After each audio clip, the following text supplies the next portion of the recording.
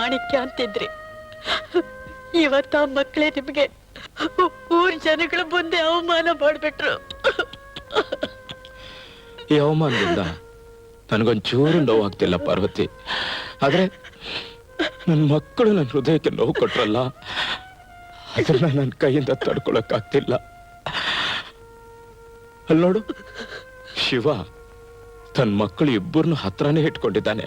ಆದ್ರೆ ನನ್ನ ಮಕ್ಕಳು ಹತ್ರ ಇರಬಾರ್ದ, ದೂರ ತಳ್ಬಿಟ್ಟ. ಇದು ಯಾವ ನ್ಯಾಯ ಅಂತ ಕೇಳಕ್ ಬಂದೆ.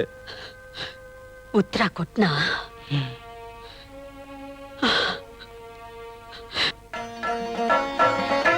ಇವನೆಲ್ರಿ ಉತ್ತರ ಕೊಡ್ತಾನೆ?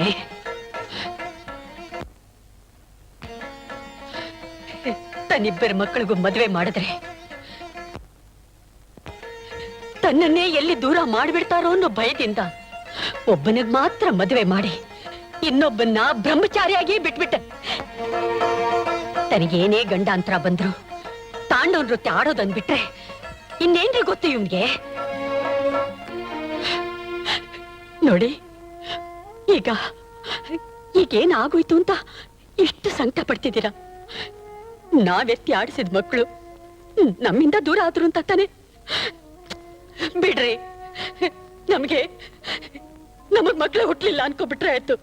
ನಮಗ್ ನಾವೇ ಸುಳ್ಳು ಹೇಳ್ಕೊಂಡು ಸಮಾಧಾನ ಮಾಡ್ಕೊಳ್ಳೋಣ ಅಂತ ಹೇಳ್ತಿದ್ಯಾ ಪಾರ್ವತಿ? ಬೇಡ, ಹುಟ್ಟಿದ ಮಕ್ಕಳು ಕಣ್ಬಿಡೋಕ್ ಮುಂಚೆನೆ ಸತ್ತೋದ್ರು ಅನ್ಕೊಂಡ್ರೆ ಆಯ್ತು. ಪಾರ್ವತಿ, ಅದು ಆತ್ಮವಂಚನೆ ಆಗಲ್ವಾ? ಇಲ್ಲ ರೀ, ರೈಲಲ್ಲಿ ಪ್ರಯಾಣ ಮಾಡುವಾಗ ಎಷ್ಟೋ ಜನ ಜೊತೆಲಿ ಪ್ರಯಾಣ ಮಾಡ್ತಾರೆ. ಅವ್ರ ಜಾಗ ಬಂದ ತಕ್ಷಣ ಇಳಿದು ಹೊರಟೋಗ್ತಿರ್ತಾರೆ. ಹಾಗೆ ಇವ್ರ ಜಾಗನೂ ಬಂತು, ಇಳಿದು ಹೊರಟೋದ್ರು. ಸಾಯೋವರೆಗೂ ನನಗ್ ನೀವು, ನಿಮಗ್ ನಾನು ಅಷ್ಟೇ ರೀ. ಚಂಡಮಾರುತ ಬೀಸಿದ್ರು, ಪ್ರಳಯ ಉಕ್ಕಿ ಬಂದ್ರು, ಮೇರು ಪರ್ವತ ಮಾತ್ರ ಅಚಲವಾಗೇ ಇರುತ್ತೆ. ನಮ್ಮ ಸಂಸಾರದಲ್ಲಿ ಎಂಥ ಬಿರುಗಾಳಿ ಬಂದ್ರು ನೀವು ಆ ಮೇರು ಪರ್ವತದ ಹಾಗೆ ಎದುರಿಸಿ ನಿಂತು ನೀವು ಸಾಧಿಸ್ಬೇಕಾದನ್ನ ಖಂಡಿತ ಸಾಧಿಸ್ತೀರಿ. ಆ ನಂಬಿಕೆ ನನ್ಗಿದೆ ರೀ.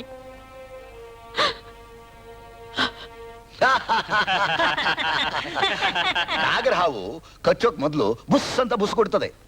ಆದ್ರೆ ಈ ರುದ್ರಯ್ಯ ಯಾವ ಸದ್ದು ಮಾಡದೆ ಆ ನನ್ನ ಮಗ ಶಿವನ್ ದುರಹಂಕಾರನ ನುಂಗಿ ನೀರು ಕುಡದೇ. ಅವನಿಗೆ ಅವಮಾನ ಮಾಡಿದ್ದು ನಿಮ್ಗೆ ಸನ್ಮಾನ ಮಾಡ್ದಂಗಾಯ್ತು.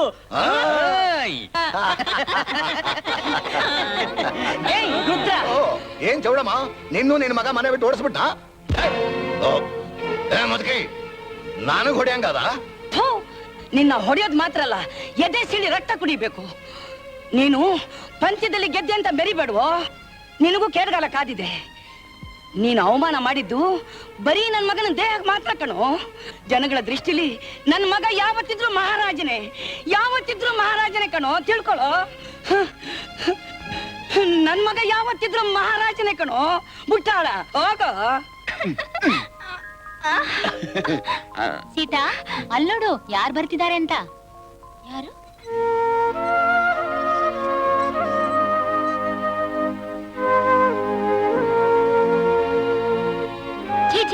ಚಿ ಮಕ್ಕಳನ್ನೆಲ್ಲ ಮನೆಯಿಂದ ಆಚೆಗಟ್ಟಿ ಊರವ್ರ ಮುಂದೆ ಅವಮಾನ ಮಾಡಿಸ್ಕೊಂಡು ಅದ್ಯಾವ ಮುಖ ಹೊತ್ಕೊಂಡು ಬಂದಿದಾರೋ ಬೀಗರು. ಥೂ, ಸಮಾಧಾನ ಮಾಡ್ಕೊಳ್ಳಿ ಯಜಮಾನ್ರೆ, ಮಲ್ಕೊಳ್ಳಿ.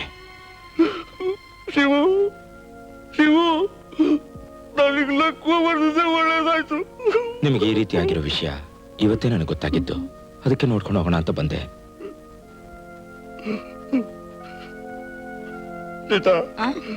ನನಗೂ ಒಂದು ಕಪ್ ಕಾಫಿ ಕೊಡಮ್ಮ. ಇದು ನಿಮ್ಗೆ ಅಪ್ಪ. ಇನ್ನೊಂತ ಮಗಳ ಪಾಪಕ್ಕೆ ನನಗೆ ಶಿಕ್ಷೆ ಆಗ್ಬೇಕಂತ. ಯಜಮಾನ್ರೆ, ಆವೇಶ ಪಡ್ಕೋಬೇಡಿ.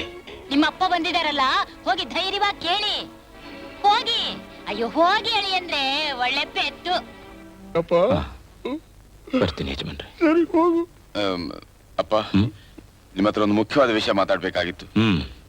ಅತ್ತೆಷ್ಟು ಆಸ್ತಿ ನಮಗಿಲ್ದೇ ಇದ್ರು ನಾವು ಅಲ್ಪ ಸ್ವಲ್ಪ ಆಸ್ತಿವಂತರೆ. ಅದರಲ್ಲಿ ನನ್ನ ಪಾಲು ಏನೋ ಗೊತ್ತಾದ್ರೆ ಹೀಗ್ ಮೌನವಾಗಿದ್ರೆ ಏನರ್ಥ? ನನ್ನ ಪಾಲ್ ಬಗ್ಗೆ ಇಲ್ಲೇ ಇತ್ಯರ್ಥ ಆದ್ರೆ ಒಳ್ಳೇದು. ಕಾನೂನು ಪ್ರಕಾರ ನಿನ್ಗೇನೇನ್ ಸೇರ್ಬೇಕು ತಾನಾಗೆ ಸೇರುತ್ತಪ್ಪ. ಆದ್ರೆ ಅದನ್ನ ಕೇಳೋ ಜಾಗ ಇದೆಲ್ಲ.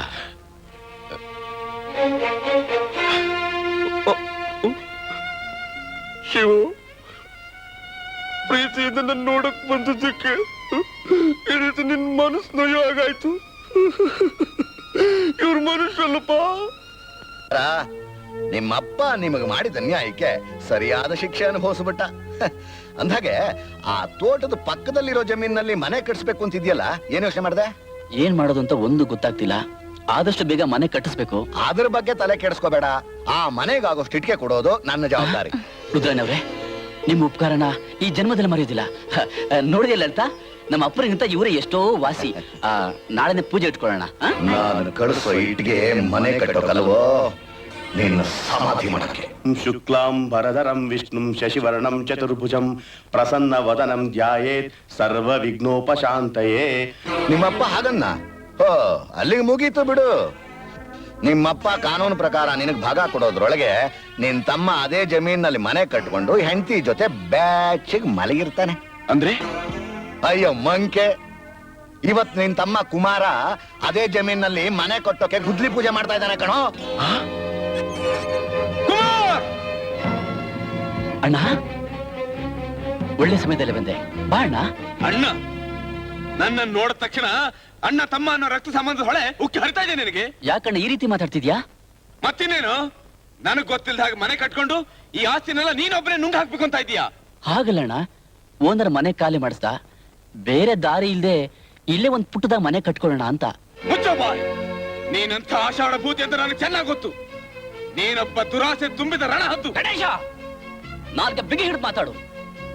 ದುರಾಸೆ ಪಡೋದಕ್ಕೆ ನಾನೇನು ನಿನ್ನ ಹಾಗೆ ಹಣಕ್ಕೋಸ್ಕರ ಮಾರ್ಕೊಂಡು ಹೆಂಡತಿಗೆ ಮಾವನ ಆಸ್ತಿಗೆ ನಾಯಿ ತರ ಗುಲಾಮ್ ಆಗಿಲ್ಲ. ಕುಮಾರ್, ನಾನು ನನ್ನ ಆಸ್ತಿನಲ್ಲಿ ಮನೆ ಕಟ್ತಿದ್ದೀನಿ.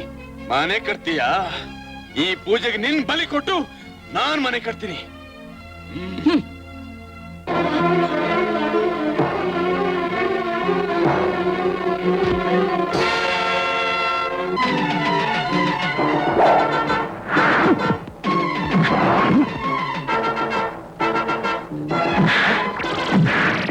ಗಣೇಶ, ಕುಮಾರ ಜಾಗಕ್ಕೋಸ್ಕರ ಜಗಳಾಡ್ತಿದ್ದಾರೆ.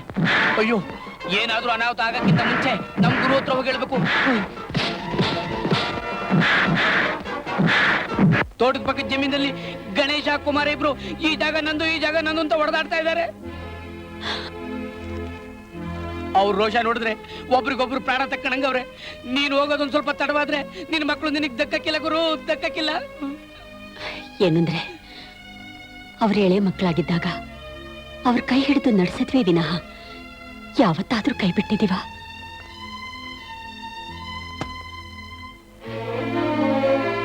ನೋಡಿ, ಅವ್ರು ದುಡುಕಿರ್ಬೋದು, ಮನುಷ್ಯತ್ವನ್ ಮರೆತು ಮನೆ ಬಿಟ್ಟು ಹೋಗಿರ್ಬೋದು.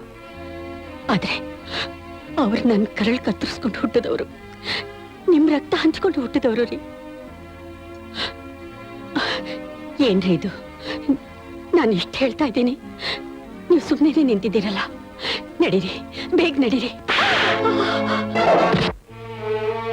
ಮಕ್ಕಳಿಗೆ ಜ್ವರ ಬಂದ್ರೆ ಅವ್ರ ಹಣೆ ಬರ ಅಂತ ಯಾವತ್ತಾದ್ರೂ ಹಾಗೆ ಬಿಟ್ವಾ? ಅವ್ರಿಗೆ ಔಷಧಿ ಕೊಡಿಸಿ ಆರೈಕೆ ಮಾಡ್ಲಿಲ್ಲ? ಈಗೇನು ಅವ್ರ ಮನ್ಸಲ್ಲಿ ದ್ವೇಷ ಅನ್ನೋ ವಿಷ ತುಂಬಿಟ್ಟಿದೆ. ಆ ವಿಷ ಅಂತ ತೆಗೆದು ಅವ್ರನ್ನ ಕಾಪಾಡದೆ ಹೋದ್ರೆ ಹೇಗೆ?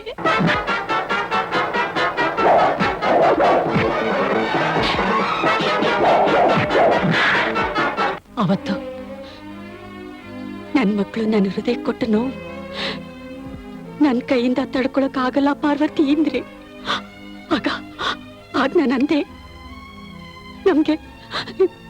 ನಮಗ್ ಮಕ್ಕಳೇ ಹುಟ್ಲಿಲ್ಲ ಅನ್ಕೊಂಡ್ರಾಯ್ತು ಅಂತ ನಾನೇ ಅಂದೆ. ಈಗ ನೋಡಿ, ನಾನೇ ನಾನೇ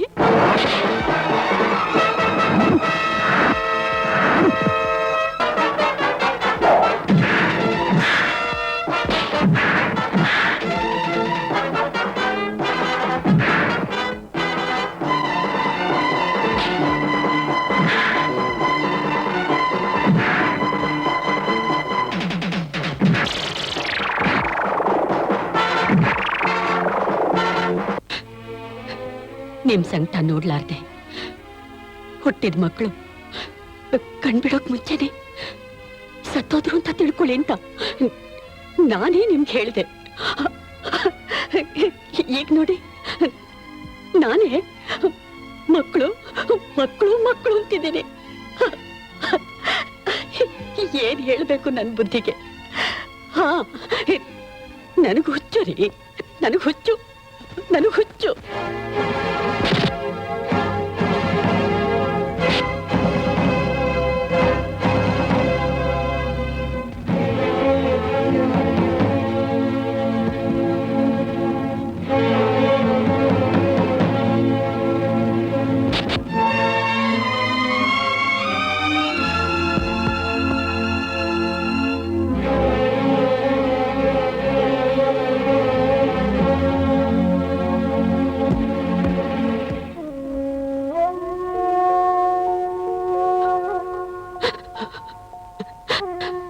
ಎಷ್ಟೋ ಜನ ರೈಲಲ್ಲಿ ಜೊತೆಲಿ ಪ್ರಯಾಣ ಮಾಡ್ತಾರೆ. ಅವ್ರ ಜಾಗ ಬಂದ ತಕ್ಷಣ ಇಳಿದು ಹೊರಟೋಗ್ತಿರ್ತಾರೆ. ಹಾಗೆ ಇವ್ರ ಜಾಗನೂ ಬಂತು, ಇಳಿದು ಹೊರಟೋದ್ರು ಅಂತ ನಾನೇ ನಿಮಗ್ ಸಮಾಧಾನ ಮಾಡದೆ. ಈಗ ನೋಡಿ ನಾನೇ ಅಳ್ತಿದ್ದೀನಿ. ಚಚೆ, ನಾನೇ ಕಳ್ಬೇಕು. ನಾನು ಅಳಲ್ಲ. ನಾನೇ ಕಳ್ಬೇಕು. ನಾನು ಅಳಲ್ಲ. ನಾನು ಅಳಲ್ಲ ರೀ, ನಾನು ಅಳಲ್ಲ. ಹೋಗ್ಲಿ ಬಿಡ್ರಿ. ನಮ್ಗೇನು ನಮಗೇನು ಏನಾದ್ರೂ ಮಾಡ್ಕೊಳ್ಳಿ. ನಾನು ಅಳಲ್ಲ, ನಾನು ಅಳಲ್ಲ ರೀ, ನಾನು ಅಳಲ್ಲ.